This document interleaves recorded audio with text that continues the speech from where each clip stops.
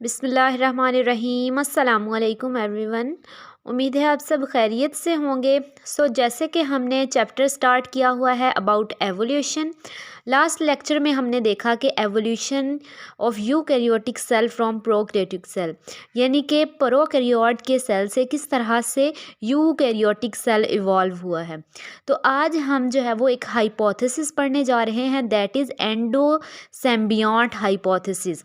जैसे कि हाइपोथेसिस के बारे में आप सब जानते हैं कि ये जो है वो गलत भी साबित हो सकता है और सही भी साबित हो सकता है। फिर लॉ है, फिर वो थ्योरी जो है वो लॉ जो है वो भी फॉल्सिफाइड हो सकता है, लेकिन जो थ्योरी है वो बिल्कुल ट्रू होती है। तो आज हम ये हाइपोथेसिस देखने जा रहे हैं, दैट इज़ एंडोसिम्बियोट हाइपोथेसिस। ये किसने प्रपोज किया है? लेन मार्गुलिस ने।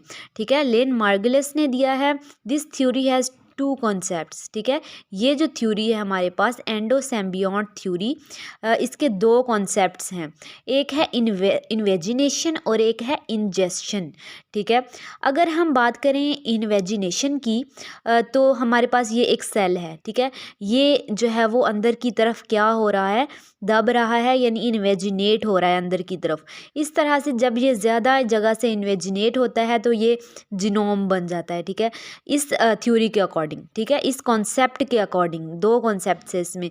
तो और फिर जो है वो यही जो इन्वेजिनेशंस हैं अंदर की तरफ, ये प्लाज्मा मेम्ब्रेन की जो इन्वेजिनेशंस हैं जो अंदर की तरफ मुड़ रही है, यही मिलकर फिर क्या बना देती हैं, ऑर्गेनेलीज बना देती हैं। ठीक है, यही ये नीचे थ्योरी में लिखा हुआ है, invagination results in the formation of genome. ठीक है, सेल के अंदर इन्वेजिनेशन हुई जिसके नतीजे में जीनोम बन गया।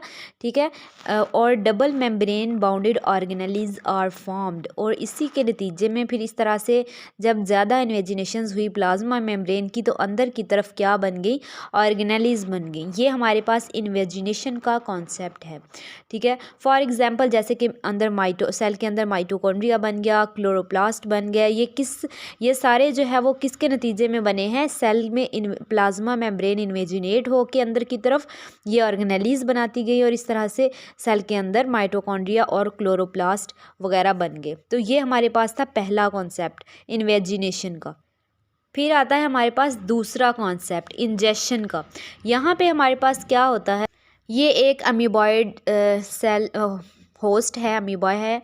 ठीक है, और ये क्या है, प्रोकैरियोटिक सेल है। तो ये हमारे पास जब एरोबिक बैक्टीरिया ने, ठीक है, अमीबा को इंजेस्ट किया, अमीबा ने एरोबिक बैक्टीरिया को इंजेस्ट किया, तो हमारे पास इस तरह से जो एरोबिक बैक्टीरिया हैं वो अमीबा ने इंजेस्ट कर लिए। ठीक है, और क्या बन गए, माइटोकॉन्ड्रिया। और फिर इसी तरह अब जो ये है, ठीक है, इसने अब स्पाइरोचीट्स को इंजेस्ट किया। ठीक है, स्पाइरोचीट्स को इंजेस्ट किया तो ये हमारे पास स्पाइरोचीट आ गए, और उसमें से क्या बन गए, फ्लेजेला बन गए। ठीक है, अब ठीक है, सबसे पहले अमीबा था, उसने एरोबिक बैक्टीरिया को इंजेस्ट किया तो माइटोकॉन्ड्रिया बन गए। देन उन्होंने यहाँ तक नहीं रुक गया, बल्कि आगे उन्होंने स्पाइरोकीट को हमारे पास जो है वो इंजेस्ट किया, तो क्या बन गया, इस तरह से फ्लेजेला बन गए। अब यहाँ तक भी काम रुका नहीं, इसके आगे जो सियानोबैक्टीरिया हैं, ठीक है, इनको जब इंजेस्ट किया इन्होंने, तो हमारे पास क्या बन गया, क्लोरोप्लास्ट। ठीक है, क्या बन गया, क्लोरोप्लास्ट। अब जो क्लोरोप्लास्ट से क्या बन गया, यूकैरियोटिक सेल। अगर क्लोरोप्लास्ट होगा तो ऑटोट्रॉफिक सेल बन जाएगा, और अगर क्लोरोप्लास्ट नहीं होगा तो कौन सा सेल बन जाएगा, हेटरोट्रॉफिक। ठीक है, ऑटोट्रॉफिक बन गया अब क्लोरोप्लास्ट के होने की वजह से। तो ये क्या है, एक यूकैरियोटिक सेल इस तरह से बन गया है जिसमें माइटोकॉन्ड्रिया भी मौजूद हैं, क्लोरोप्लास्ट भी मौजूद है। ठीक है, तो यहाँ पे इस कॉन्सेप्ट के अकॉर्डिंग इस तरह से जो है वो ऑर्गेनेलीज बनी है सेल के अंदर इंजेक्शन के नतीजे में। यानी अमेबा था, उसने एरोबिक बैक्टीरिया को किया तो माइटोकॉन्ड्रिया बन गए, स्पाइरोचीट को किया तो हमारे पास फ्लैजेला बन गए, फिर सियानोबैक्टीरिया को किया तो क्लोरोप्लास्ट बन गए, और फिर ये जो है वो एक ऑटोट्रॉफिक सेल बन गया क्लोरोप्लास्ट होने की वजह से। और ये इस तरह से प्रोकैरियोटिक सेल से क्या बन गया, यूकैरियोटिक सेल बन गया। ये हमारे पास दूसरा कॉन्सेप्ट है जो कि इंजेक्शन का है। अब इसकी अगर थ्योरी की बात करें तो फ्लेजेला में be arisen through injection of spiral from spirochete bacteria, ठीक है।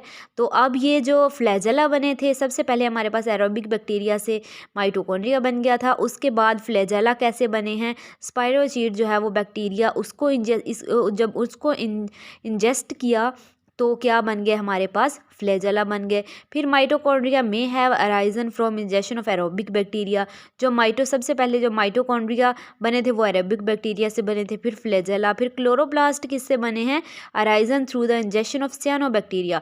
जब सियानोबैक्टीरिया को इंजेस्ट किया, यहाँ हमारे पास जब सियानोबैक्टीरिया को इंजेस्ट किया तो क्या बन गया, क्लोरोप्लास्ट। तो यही हमारे पास कॉन्सेप्ट है ये इंजेक्शन का कि एरोबिक बैक्टीरिया की डाइजेशन से माइटोकॉन्ड्रिया, स्पाइरोचीट की इंजेक्शन से फ्लैजेला, और तीसरा हमारे पास है क्लोरोप्लास्ट, तो वो सियानोबैक्टीरिया की इंजेक्शन से बन रहे हैं। तो ये हमारे पास दोनों कॉन्सेप्ट हैं इंजेक्शन का और इन्वेजिनेशन का। होप सो आप लोगों को क्लियर हो गया होगा। कोई भी क्वेश्चन हो तो आप कमेंट सेक्शन में पूछ सकते हैं। अल्लाह हाफिज़।